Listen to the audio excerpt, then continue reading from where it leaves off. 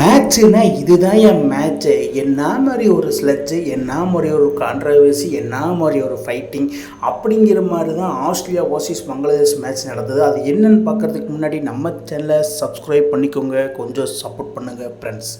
அதாவது Bangladesh after 21 years கழித்து ஆஸ்திரேலியாவை ஓடிஐ மேட்சஸில் டிஃபீட் பண்ணியிருக்கிறாங்க.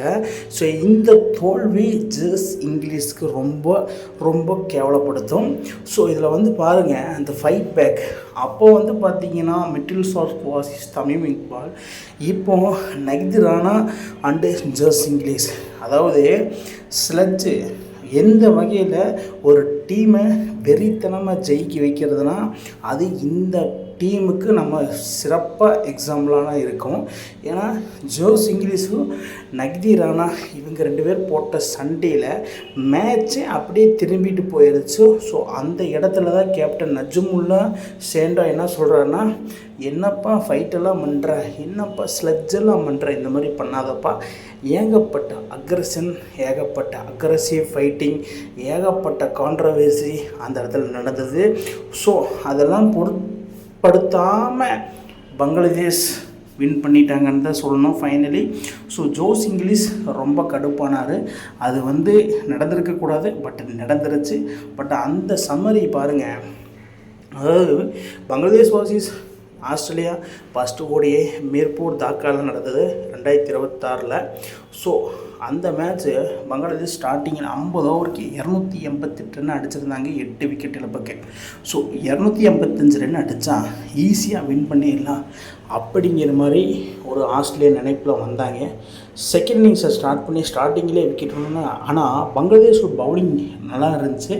தஸ்கின் அகமது அண்டு முஸ்டபிசூர் ரஹ்மான் இவங்க 2 பேரும் செமையாக பர்ஃபார்மன்ஸ் பண்ணி பவர் பிளேலேயே விக்கெட்டை போட்டாங்க.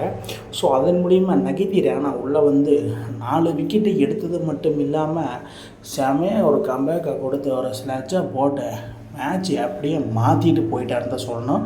ஸோ அந்த பட்சத்தில் ஆஸ்திரேலியா 42.2 பாலுக்கு 191 ரன்னு 9 விக்கெட் இருந்திருந்தால் கேமரன் கிரீன் அருமையாக ஒரு 51 போட்டிருந்தார்.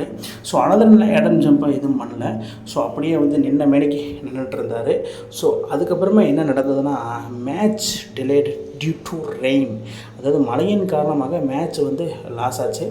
ஸோ அதில் வந்து பங்களாதேஷ் ஒரு சம்பவம் அது பாருங்கள், அந்த ஒரு விண்டேஜோ காடிப்பில் 2005 வந்து பார்த்திங்கன்னா ஆஸ்திரேலியா 50 ஓவருக்கு 249 ரன் அடிச்சிருந்தாங்க, 5 விக்கெட் இழப்புக்கு.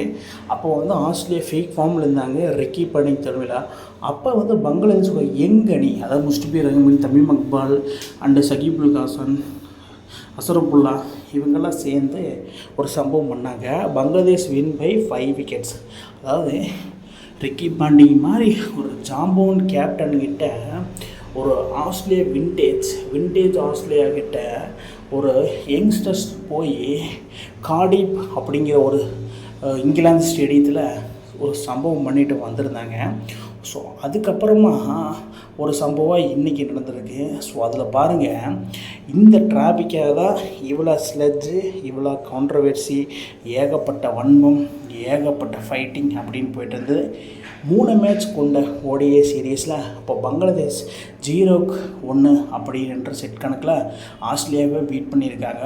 ஸோ இதன் மூலிமா ஆஸ்திரேலியா கம்பேக் கொடுப்பாங்களா, இல்லை ஹோம் ஸ்டேடியம் சாதகமாக இருந்ததுனால மீண்டும் பங்களாதேஷ் 2 மேட்ச் 1 மேட்ச்சை வின் பண்ணி கப்பை தூக்குவாங்களான்னு, யார் வின் பண்ணுவாங்க சீரீஸை அப்படின்னு சொல்லி கீழே கமெண்ட் பாக்ஸில் கமெண்ட் பண்ணுங்கள் மக்களே.